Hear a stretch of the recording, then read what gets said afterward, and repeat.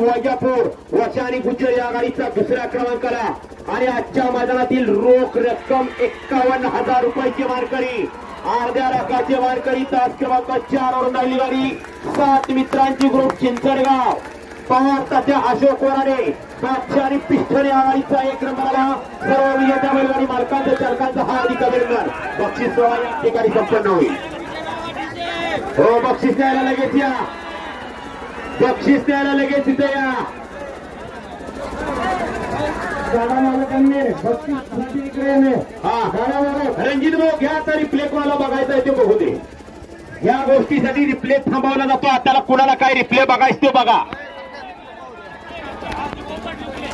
कारण पहिल्यांदा रिप्ले धावला की त्या निकालामध्ये रस राहत नाही.